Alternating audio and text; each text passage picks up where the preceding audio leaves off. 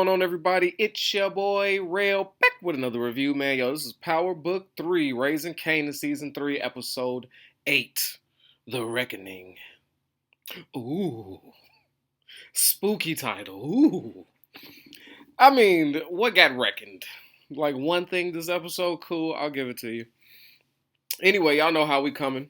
But first, salute to the Discord gang them.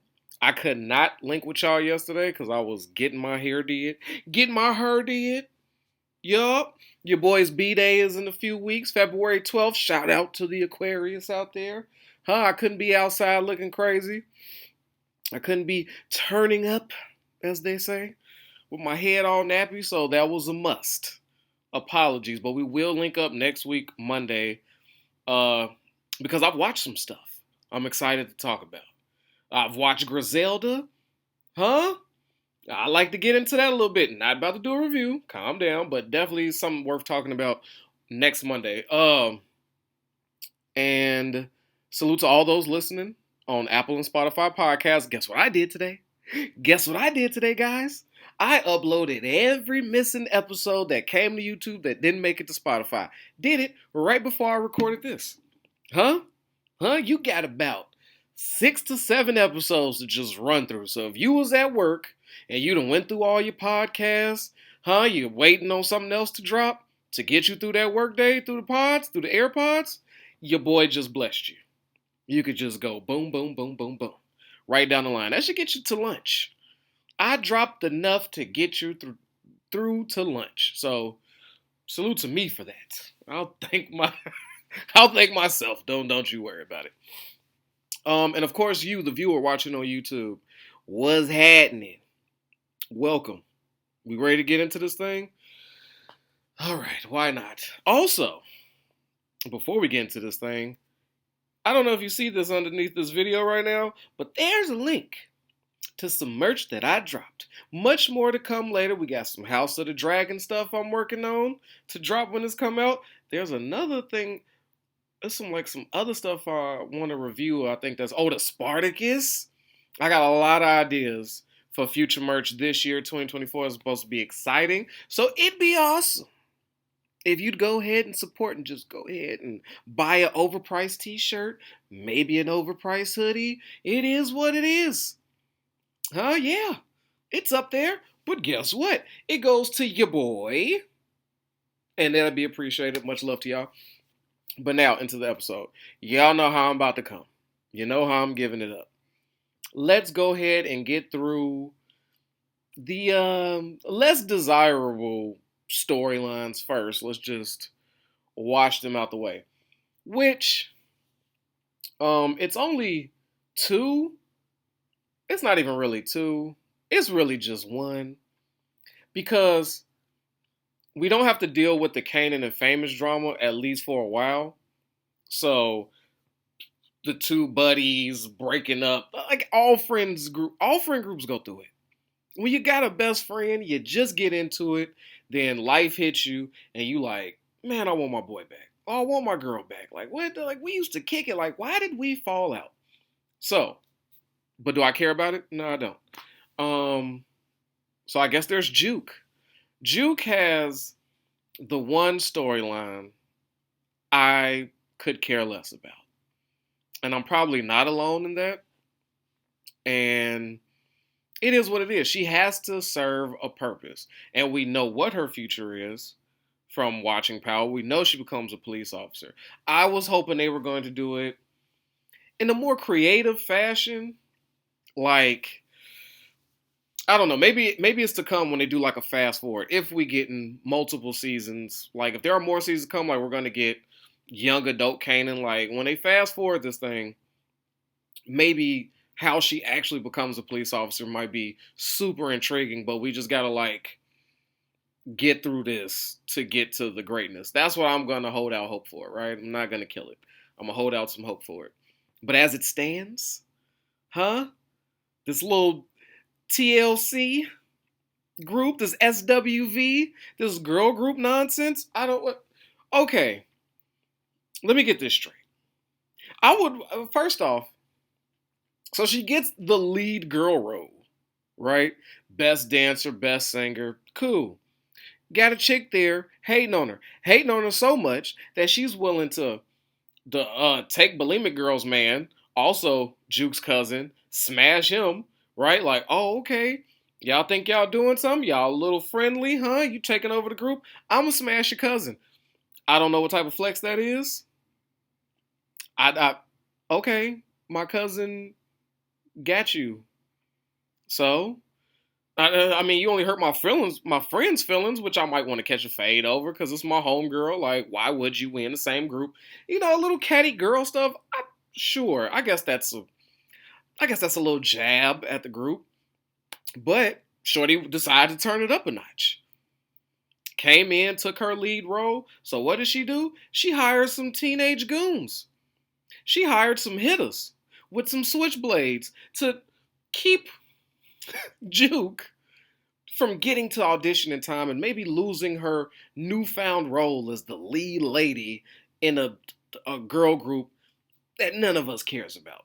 All right, so I'm like, man, the music industry got nasty. Like, we heard these stories about these different, the stuff happening behind the scenes, but girl group beef, I thought it'd be more along the lines of, oh, something to do with a man not taking the lead role, but I can see it.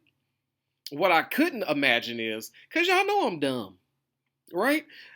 I could have just watched that and been like, dang, Shorty trying to sabotage Juke. Even trying to get her jumped on the train. She wild for that.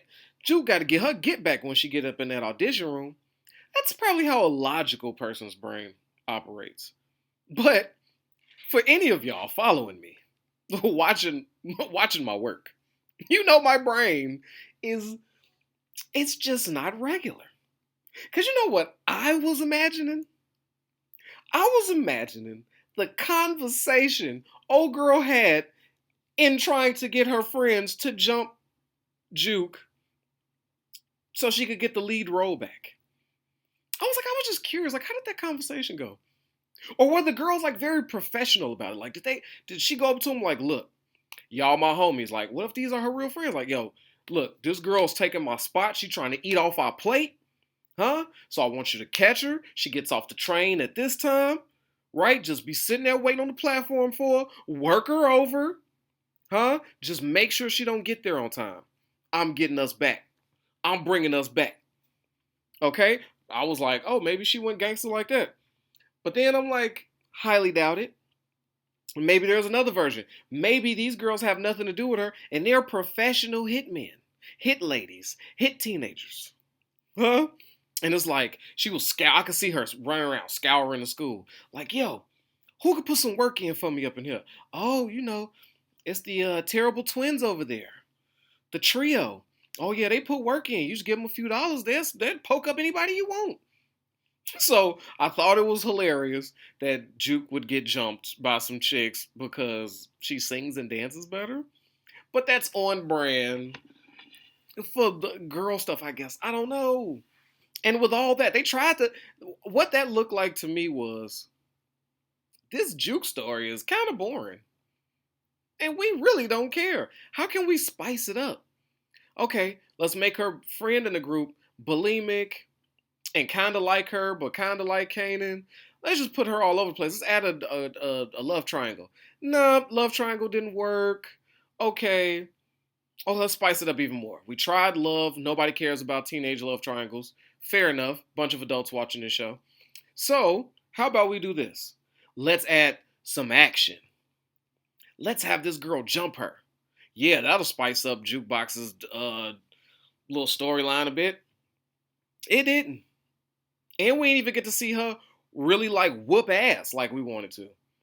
It was just like, we didn't know if she was going to come in on time, and she did. She got right back to work, did a little threat, and pretended like nothing ever happened. And also, she went to go check on to see if she could get out of this whole military thing, because I think in her brain, this girl group stuff was just for fun. It probably won't come to fruition, but now she's getting the lead, so she wanted to test the waters to see, like, can I back out of this whole military thing if I wanted to? Like, no? Okay. And I think Juke is going into this thing with the realization of, I'm not really finna be a part of this long.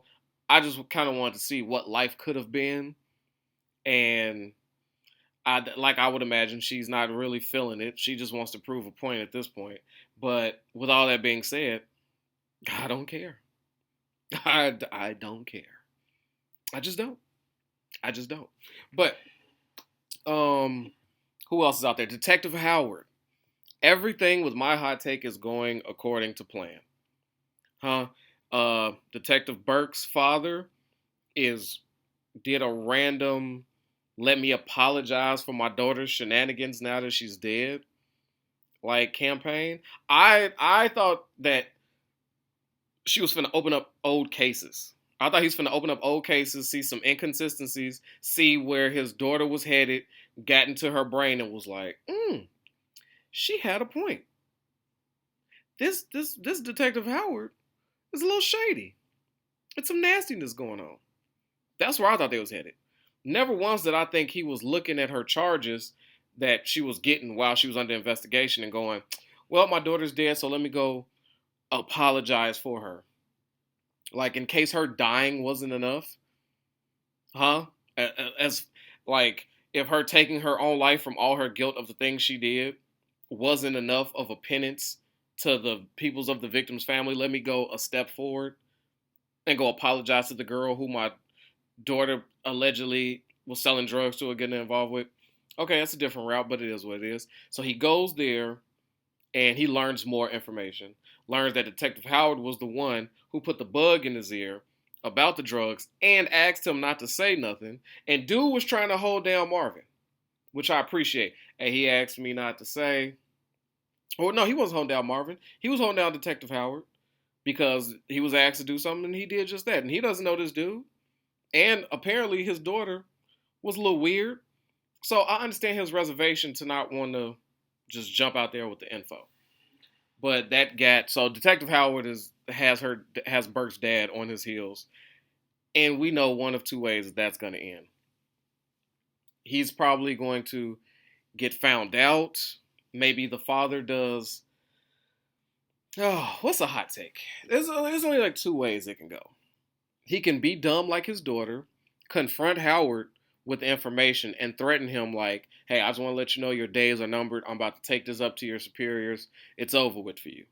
Because unlike Burke, her father actually has some juice still and probably has a better reputation, so would be actually heard out, right? Especially with the feds in the building and they can't figure out why nobody in this division is able to arrest Raquel and Marvin for this guy. I know the feds is feeling like there's somebody in here working. That's why they don't want to give Howard no information.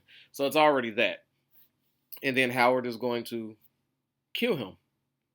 Like that, like he did his daughter. Like, just take out the family. And the other route is that he tells Burke's ex, like, my daughter was onto it. Okay, I'm about to do X, Y, and Z. Something happens to me. Make sure you take the mantle, run with it, only deal with the people you trust. I'm out. So then the father dies still, but not the information. Because the ex-girl, the lawyer or whatever she is, will take it from there, and then Howard will go down with the info that was presented. Or at least investigate it and put pressure on. Something bad would happen to Howard. But I don't see the father surviving any of this at all.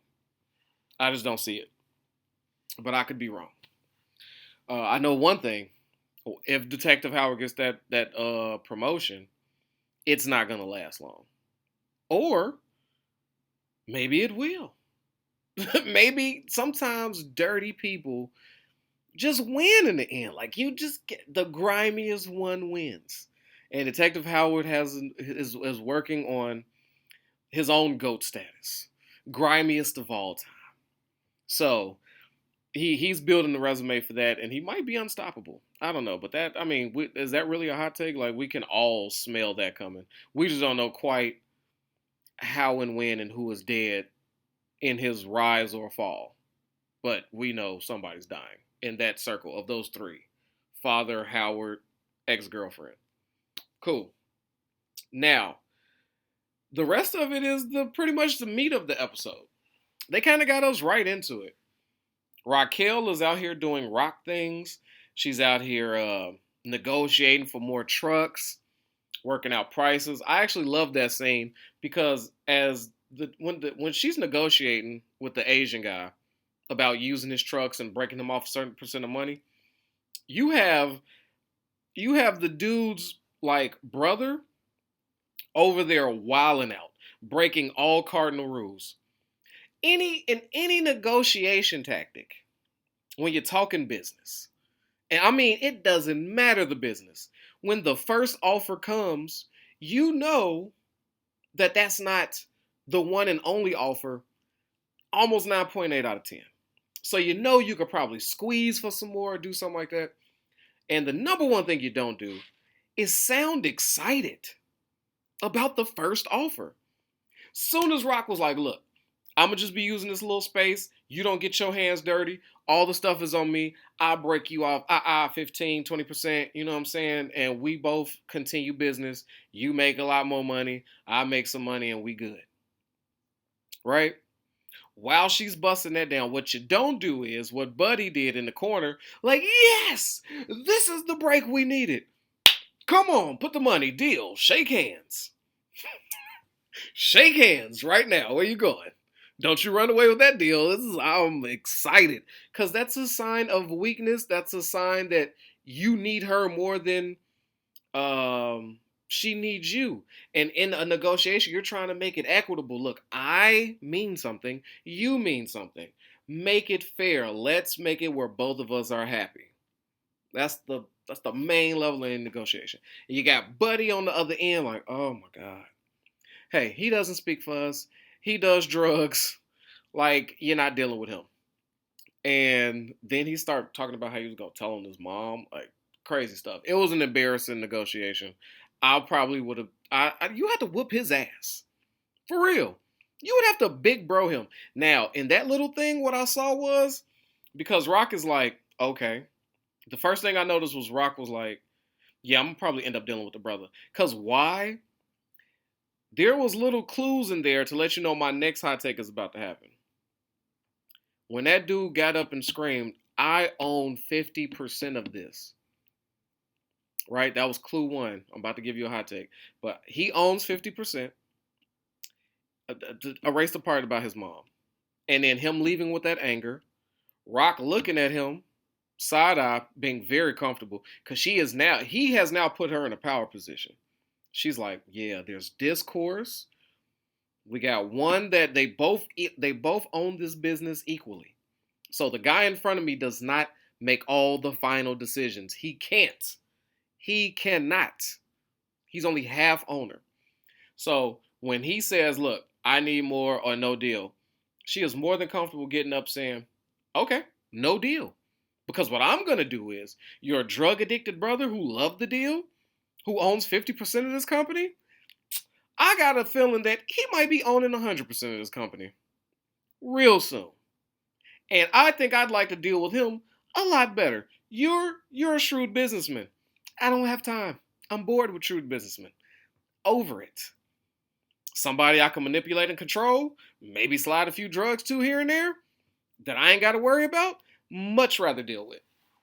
So I see Rock coming to him, and then I see Dude murdering his brother and making that deal.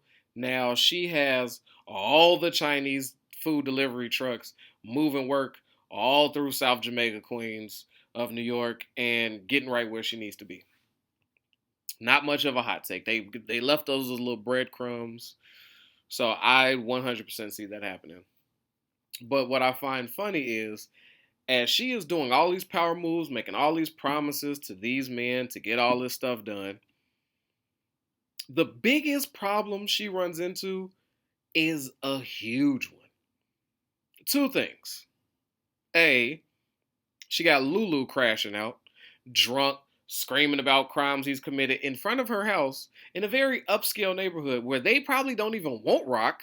Now here come her drunk brother out here screaming about, what did he just say? You got me killing all these people. What is going on outside? Because I'm that neighbor. Huh? Sometimes when you live in the hood, sometimes it is what it is. But one thing is definitely entertaining. There's something always going on outside your window, outside, and you start hearing some. You like, oh, what was that? What was that? Now y'all gonna probably act like y'all super cool, huh? Stay out the business. Oh, I just keep to myself. I don't see nothing. Boy, I'll be right at the window like, hey, oh, oh, what's going on out there? And then when things get too heated, then you get out the window. Now you move. You like, oh, whoop, no. Let me go back here. That doesn't sound. But you're ear hustling, huh? Somebody's always arguing in the hood, so you're gonna be. So if they're doing that, I know that they spicing up that neighborhood. Somebody is listening. I don't know if that's gonna come play a part later, but either way, Lou is crashing out, and it's bad for Rock. And then I'll get to explaining why I think Lulu's crash out is so bad. It's not the fact that he now wants to quit music and he has absolutely nothing going on. Now he's shooting at random muggers, passing out anywhere, drinking, well, just liters of alcohol. Like he is a weak link in a chain for Rock, which she doesn't need one. Because Rock is up against it. Rock has promised a lot of things to these people. And now they find out she's got competition. And she ain't even fully set up like she wants. Because she ain't get that deal done with the trucks. So already she ain't putting in with the promises. She needs some more time. And then you got somebody else moving work in her territory. So you ain't got what you promised. And you got competition. And you don't know who it is. Only to find out that your competition is your own son. Wow. Now that is a predicament. Because anybody else, Rock would just tool up, get to killing, get to threatening and pressing. But what can you do when it's your son? It's the devil you created. Can't just knock off your son. So she goes through the means. She's going escalating. Because she can't go to Kanan. She don't even want Kanan to know that she has his information. Which is probably the smartest thing Rock did. She did a couple smart things this episode. She really messed up though. But she did a few things. Some things you can live with. So she goes to Snaps and Pops. Okay, the Rice Krispie twins, I guess. I don't know. I guess they thought that was a cute couple name. Snaps and Pops. Okay, cool. And she went in there to defend her son and said, hey, stay away from him. I ain't gonna tell you. But she brought too much energy. Snaps and Pops look like some old heads, but they let her know quick. Everything you doing, we did it. And we did it at a larger scale. The little blueprint you follow, whatever, we are the pioneers. Okay? And that's where it's at. So that was a slight threat. And Rock stood on business like, okay, you might have started it, but I'm new school. So we got the whole old generation versus the new generation. Now, my money so far, now I'm not underestimating Rock. She's smart. But as it stands, Rock is in no position to go to war with these people. And that's exactly what's coming because dude might have overlooked it, but he took it personally. And he only took it personal not because she came in talking crazy. He's building himself up to be mad because he knows that he needs her son.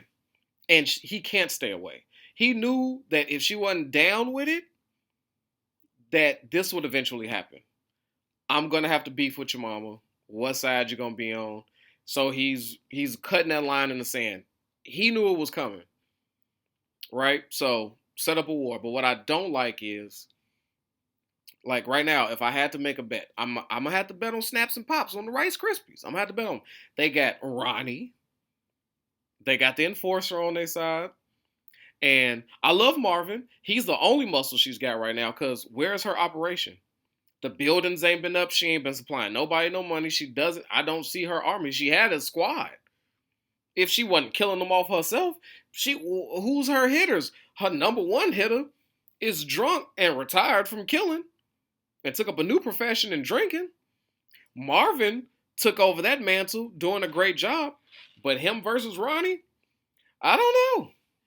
And could Kanan sit back and let Ronnie beef with Marvin and him not take Marvin's side?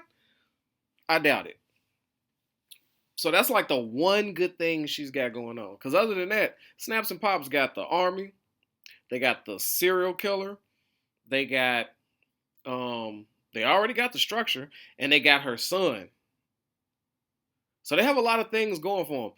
And what Rock doesn't have is, like I said, the army, and she has a weak link in Lou. Because it, like any war, the soldiers are the one that's going to pay the largest price, right? Same as in chess as anything else. You got to get through the pawns before you could take down the king, and in this instance, the queen. And right now, Rock's pawns is looking a little soft out there. One of them, her son, is not even on her team, not even on the same side as the board. He's on the opposite side of the board. So there's only so much she can. She's already limited. She's already limited in moves.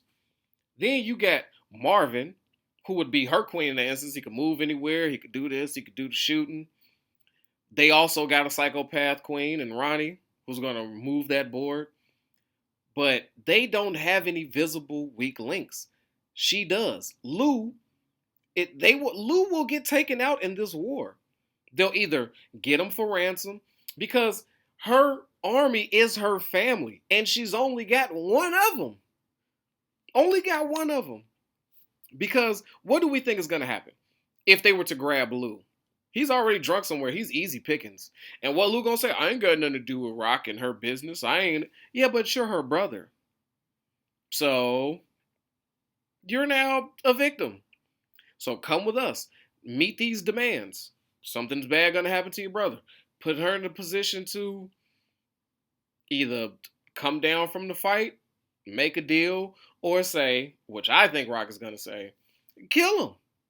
Because if Rock allows them to kill Lou, I think Kanan switches up on him. He's gonna hate his mama forever, which he already does. So she's not really losing nothing right there. But Lou getting killed by them would actually be the thing that makes Rock the winner in this situation. That's what I think. If they come after Lou, Ronnie or whoever, if they catch Lou drunk somewhere slipping, start talking about, hey, do this, do that, or we killing your brother, and she goes, go ahead, do what you gotta do. She knows two things gonna happen. Kanan is finna leave them and trade on them and take them down because family first. I don't care. Lou and Kanan had a nice relationship. They were tight. Marvin and Kanan got a tight relationship. It's the mama that's the problem. So Kanan will 100% ride for Lou if something happens to him. So she'll win in that because she'll get her son, not back, but off their team. And she'll have an inside person close enough to do the work.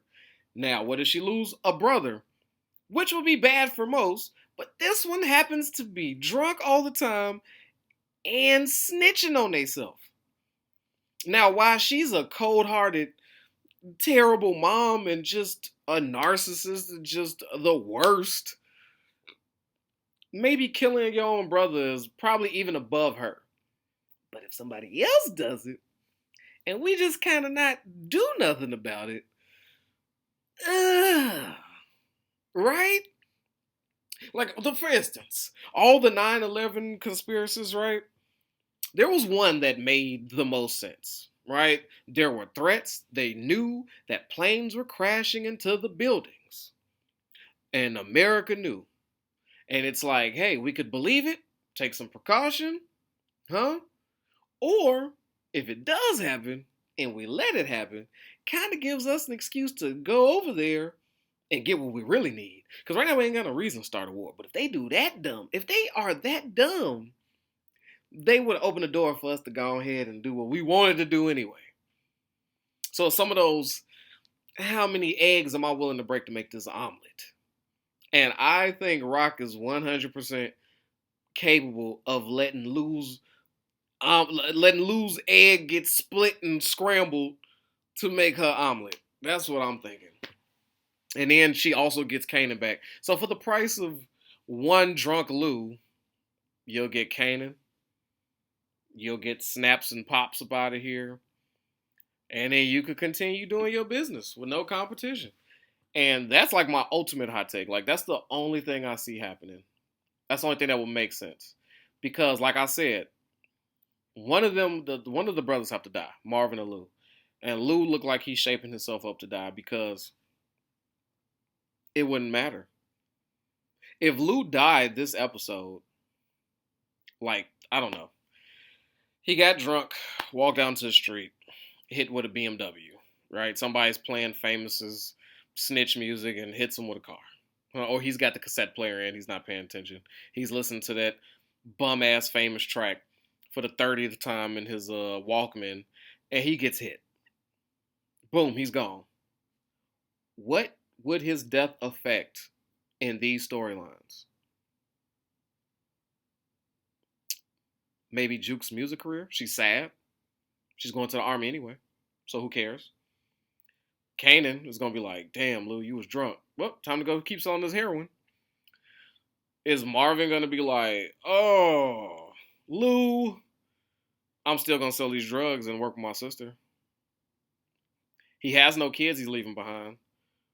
Lou could, yeah. So that's what makes me think like Lou's probably one that's gonna die, and Marvin is headed to jail at some point. Cause look at poor Marvin. His friend Gerald, he's he's the one setting him up. That's nasty work. But Marvin is so good that, and you know what? This episode, watching Gerald be found out as the FBI's informant in this whole thing, what I loved about that is I'm thinking back to that episode when Marvin was out on the bench talking to Gerald, just chopping it up. And then here comes this random dude that said, "Yeah, oh man, you was with what's her name, right? We was kicking it." And you're like, "I don't know you. Like, you got us black people mixed up." That was all a setup. That was a setup. I guarantee probably next episode, like that dude that asked him questions is probably an FBI agent, a plant acting, and they knew to be there because it was coordinated with Gerald to try to get some information while they sitting on that bench together and not implicating Gerald in this whole thing. That failed, so now it's like, ooh, let me do a report on Juke. Let me get some of the family history. So she recorded her famous song in a place where, hella Italians died. There's a lot of people murdered. You want to speak on Bulletproof? Like, tell me more about Bulletproof. Like, why did that happen? How many people died? What's going on? Right? Because and Marvin has stood sturdy on all things. He ain't say no word. He pretended that dude didn't even exist, whether he knew him or not. He knew one thing. I killed that white lady. And I don't know anything about her. Never seen her a day in my life. Don't nobody that ever knew her. Right? Stood on that. Then Gerald over here trying to get this extra information. And Marvin's like, "Look, bro, I don't know what you're talking about. Ain't got nothing to do with this story. Stay within the lines. Color within the lines." So Marvin is insulating himself. He's not giving up nothing. And then you couple that with Detective Howard. I'm assuming next episode is about to let Marvin know, like, hey, they own you. And I think they got somebody feeding them information. It's not going to take them long. And Marvin is going to have to do the unspeakable. And that's killing poor Gerald. And I don't know what he's going to do with the little girls. Maybe raise them himself. He's in a zone. He's in a dad zone. Huh? He got Juke together. He's like, "Yeah, I'm feeling good about this. I could start from scratch with these two little white girls. Why not? Why not? I can take these two. They're nice. It'll be a little weird, but I got them. Who knows?" But them little girls ain't gonna keep Gerald alive once Marvin finds out. But I think there's still a chance that Marvin is the one that goes to jail. Possibly. But it's nasty work. Kanan, not much from him this episode. Wasn't really much. He had Ronnie press the social services lady. Awkward. And meanwhile, Ronnie is doing his famous lean in and look at you intensely move. And when he does that, you're just going to be like, "Oh, no, I can't do anything. Kanan who? No, that case is closed. Shut the door on that." Why don't nobody think nobody going to call the cops? You can't press her socials. A white woman that works for the government, you just gonna press her like case sealed? Like, oh, okay, I'll stay away from him. No, I'm finna call somebody on you. I'm gonna get some other people involved. Somebody got to know something. Who is Kanan? So I don't know. Maybe it worked out. I don't know. But yeah, so it wasn't much from Kanan. He got like an audition to see where his head was at, and they're like, snaps pop like, yep, that's what I'm talking about. Fear and respect. That's right. There's no difference. You need both of them. So yeah. Other than that, man, Rock is getting herself into another war before she even gets things together. But she did take care of that chick at the store. Went ahead and got the okay from the cousin and didn't waste no time. Went to go find out where Ronnie got them drugs from. Didn't find out from Unique's baby mama. Instead, found out who he was dating. Like, where? Who he dating? Some chick with the... Oh, no. Can't be true. And Rock does what Rock does best. Snitch. Went right to her cousin. Snitched on her. Got the okay. And then had like this cathartic Dexter type conversation with her. Like, look, I'm at peace with who I am. I'm a winner. I'm going to win by any means necessary. You kept trying to mess with me, shorty. Right? You kept picking and picking and picking. You didn't know your place. Now look at you. So she did take out the supplier. So that's just gonna halt them for a second. But if anybody knows anything about the late 80s and 90s when it came to drugs, there's so many suppliers of drugs. So she just kind of put a band-aid or like put a little hiccup in that. Kanan to be back. He'll find somebody. And then that dude don't have nobody to sell drugs to either. What if Kanan is the one that goes straight to the cousin to get his work from? It's a possibility. And then Rock is in a real pickle. But we'll see. But she did do that. That was smart.